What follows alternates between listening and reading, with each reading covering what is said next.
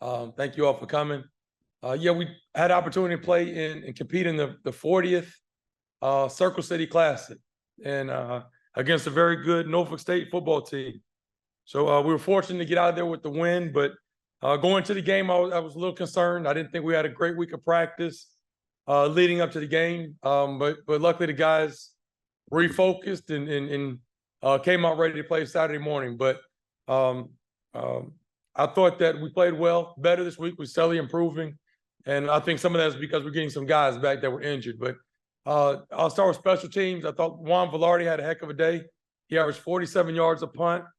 I thought our coverage, kickoff coverage and punt coverage was much better this week.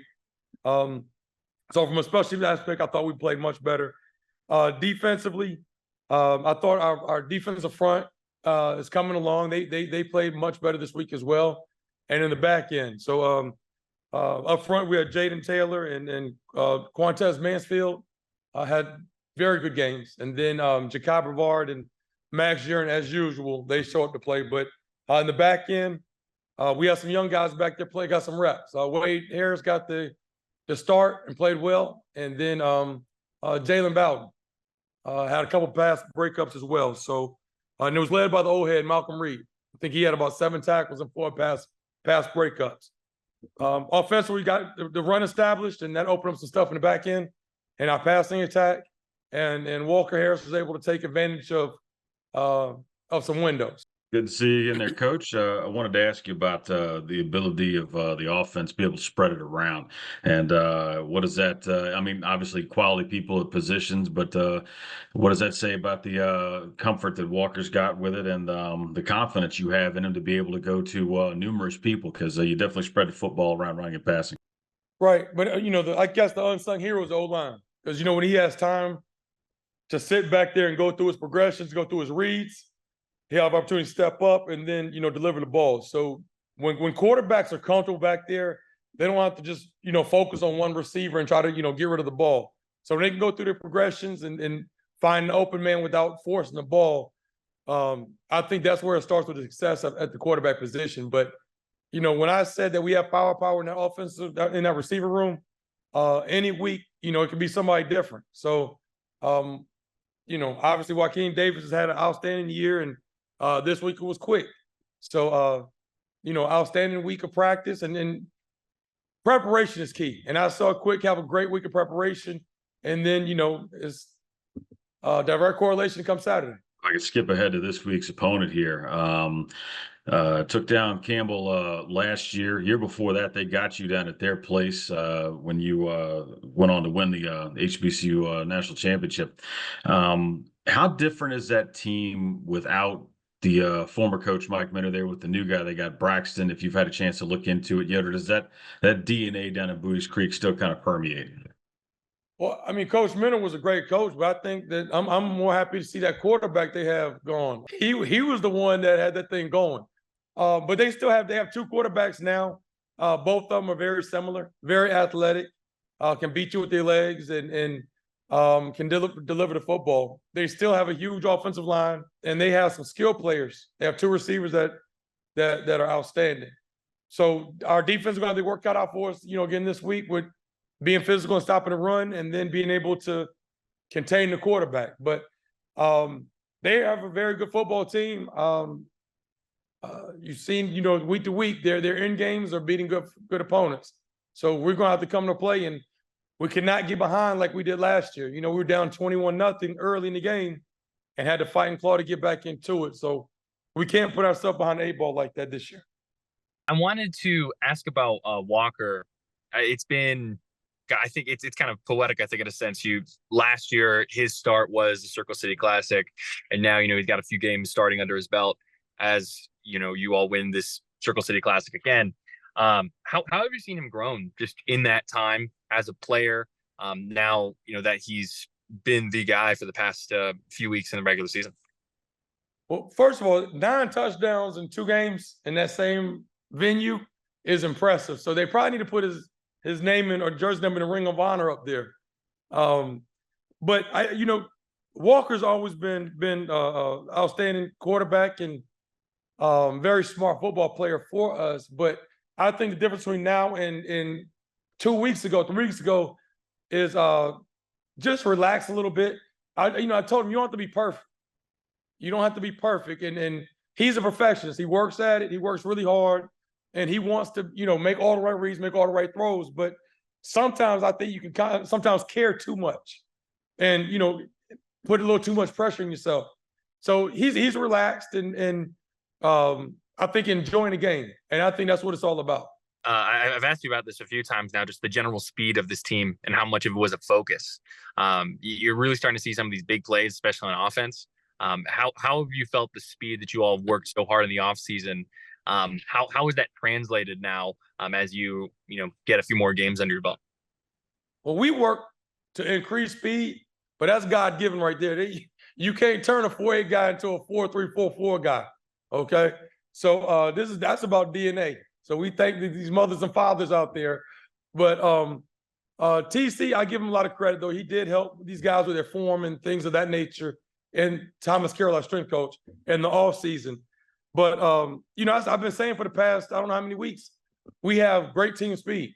And I watch these guys at practice, and it's a beauty to watch when you watch these guys compete and they're playing as fast as they are. I think we're a much faster team than we were last year. And now you all are starting to see it. But on both sides of the ball, we have some DBs that back there that can run, and the big skill, we have some tight ends and linebackers that can run. So that was the big thing that we wanted to recruit and increase and improve on these last 2 years with our recruiting efforts, was overall team speed. And then last question, you mentioned not being super happy with how the team practiced, but still getting the results that you're looking for. What specifically had you frustrated, and how can you prevent that as you get ready to play a team just about an hour or so away? I think it's maturity, and it starts with leadership, with coaching, with me and the staff. We have to keep these guys in a minute, and the moment, because you beat a rival like we did, and everybody's running around talking about how great we are, and social media is buzzing, and guys are gonna lose focus. So we have to be able to keep these guys focused and locked in. And it was really difficult last week. And you want the guys to enjoy the victory and all that stuff. And we thought we put it past us. But to me, at times during practice, I didn't feel as though we were as focused as we needed to be. Friday's practice wasn't as crisp and as sharp as Friday practices have been in the past. So I was somewhat concerned, going in Friday night and Saturday morning. But my coaches did a great job of going through tips and reminders with the guys. Our Saturday morning meetings went well, and the guys refocused. But I mean, that's some issues that you have when you deal with a young team, is how do they manage success? And one sign of a championship program is somebody can repeat their performance week in and week out. Yeah, I know you mentioned him, and I wanted to drill down a little bit more on the problems he presents. You're right, Haj Malik Williams definitely not there now, and was the trigger man for that squad, and really brought him along. Chad Masco, that transfer student, not quite as tall, not quite. It's kind of like Haj light, but he seems to have found something. 300 plus yards this last week. What is it that you're looking for to try to get to him to keep him from being comfortable? We got to get pressure on him, and we have to even up our pass rush lanes. So. Defensive staff is up there right now coming up with a plan, but I think that our athletic ability up front with our defensive line, we have to be able to take advantage of some of those matchups up front. Now, they're big, and they're going to try to lean on us and get to establish the run game, but we're going to have to use our quickness and athleticism to try to get after the quarterback up front. And you have to pick and choose when you bring pressure and how you bring pressure, because if you send pressure and you don't have any depth, any second level players to the defense, or the quarterback breaks, it can be an explosive play. But we've got to strain up front and somehow, some way, try to figure out how to get pressure on this guy. If I could ask about those two wideouts, I know it's VJ Wilkins, and Sincere Brown is the one that had a really big game last week. He's got NFL measurables. Not only a big test for your guys in the secondary, but do you leave him one-on-one out there to get that pressure with the quarterback, or is that part of that chess game that you play throughout the course of the 4 quarters? It's going to be a situation where we're going to have to go one-on-one, and it's going to be a situation where we have to walk down and press him and play bump and run. But when you have longer corners like we do with Jalen Bowden and Wade, I like our guys with the matchup. Now, there's going to be some times we're going to have to get them some help over the top and things of that nature, but you can't double team everybody, and have two on the quarterback. So our guys are going to have to play well. But that's it, and just limit explosive plays. I could ask about just the playing Campbell. Could you see this turning into a rivalry? I mean, they got you, you got them. You're going back down to their place. It's a nice local, two local teams here. How nice would it be to have one more? It's never going to be A&T and the Aggie Classic, obviously, anytime soon, anyway. But how nice would it be to have this as well? To have a yearly game. Looking forward to you two come up on the programs on the come up, play each other. Yeah, it would be great to continue to play them. And, when we do our scheduling, I really like to stay within the region. And when we play the Elons and the Campbells and these schools that are within our region, our fans and these guys, parents have opportunity to come, support their children. So that was big for me as far as scheduling this game. From there, I think it's going to take more than 3 matchups to make it a rivalry. Now, I'll have to listen to their coaches' comments to see if we have any bulletin board material that we can kind of spice this thing up a little bit. But no, I'm joking. But it is, they have a great program there, and it was 2 really good games the last 2 times we played. So we're looking forward to the matchup, and they have a new coaching staff there, and we have some familiarity between the two. But we're excited about the matchup. We really are. Hearing that, Coach, you have any final thoughts that you want to share with members of the media? Oh, I got one for Chris, my man. I appreciate you supporting our $66 campaign that we had going on last week. We did surpass our mark of $66,000. So, and it started with Chris. So I appreciate it, buddy. I'll be looking for another donation next week, man. I wanted to ask you about getting back on track and getting that victory out of the way on the road, especially after coming off the highs of that North Carolina A&T game. And from what coaches tell us, not having the best week of practice there. How nice was it to go on the road, get your job done, and take care of business? It was very nice actually to go on the road, take care of business. Also realizing that this was a conference game, one of the games that matter. We had to come back down from the previous game and lock back in and take care of business.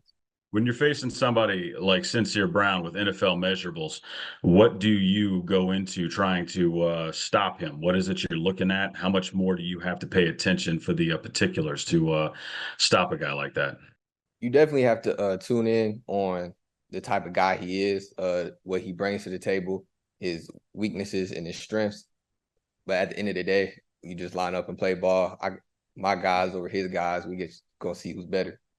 And the last thing I want to ask you about is practicing this week. I'm pretty sure the coaches are going to beat that out of you, whatever bad practices you had last week. But what do you take on as a player to make sure that your thermostat mentality even keeled to get ready for each and every week? Doing my job on and off the field, take care of my body, getting in the playbook, watching film, doing what I have to do without the coaches around so I can take that next step. And I think everybody does the same thing on our team, takes that next step just to get prepared for the week that we have coming up. One question I have, and then I'll turn it over here. Does it feel like the defense, especially because the offense had a lot of people that they had worked together and played? Does it feel like you guys are really starting to click and lock in with each other? Because I know the score is everybody looks at the high scoring affair and go, oh hey, Walker Harris the offense, but the defense really seems like it's starting to play off of each other, play with each other, and starting to gel really well. Am I missing something there? And if so, what's the reason for that? Just a lot of team bonding, if I'm gonna be completely honest with you. We have a lot of young guys on our defense. So a lot of guys who didn't have that much experience, but now they're coming up, getting reps, and they're getting that experience that they needed, getting led by the older guys on our squad who had that experience, just feeding off of each other, teaching, and they giving back. It's just the energy thing. So we just vibe off energy, take that onto the field. You just do anything off the field to hang out to get together? Yeah, we do that too. We hang out off the field too. It's just a connection. We brothers. Anything you can tell us you can do? I mean, if you're gonna get in trouble, don't. I'm just Everything we do is fun. Just hanging out, might be playing a game, just simple stuff that gets us closer together. Markell, do you just feel like you're open all the time now, or what? Because you're getting targeted quite a bit. Yeah, I feel like been working to get open, just playing with more confidence. Just feel like nobody can stop me now. So yeah, I just feel like I've been getting more open, and that's been causing me to get more targets. How's that comfort level, that relationship with Walker gone? Because it wasn't always like that. What have you guys done to get so in such a rhythm, especially as of late? Practicing better. Him talking to me more in practice and things like that. Watching film together. Just the small things off the field. I feel we had built chemistry together, so he trusts me more to do my job on the field. So I feel like small things off the field has led to our success on the field. So not afraid to lower your shoulder. A lot of guys would catch a pass, take two steps, and when they don't see anything in front of them worth it, take a step out of bounds. That is definitely not you. Where did that hard-nosed mentality come from? I'm a football player. I like physicality. It's a physical sport. Gotcha. Definitely heard that. How do you keep yourself from kind of falling in that rut? I know Coach was talking about practice not being as intense as he would have liked last week. Although you did get the W, and obviously coming off of a big win, over a rival. How do you keep from having that happen again? And personally, what are you doing to make sure that you always get yourself prepared? Just staying focused. One of my coaches in high school always said, just enjoy the win for 24 hours. So that's how I move on from big wins like that. That's how I stay focused. I make sure all my guys stay focused too. Make sure they're on the right track. But I've just been keeping that mindset throughout the weeks and after big games. It seems like anybody at any time on that squad can come up big. I mean, the offense has got a lot of different targets they can go to. Does that make it kind of a friendly, obviously, competition to see who can outdo each other? We always gonna compete in our room, especially the receiver room. We always gonna compete, but it's gonna be like a friendly competition. We always go congratulate our guys, and we always root for our guys. So, like you said, it could be any of us any week. You never know who's gonna be, but we always go root for our guys.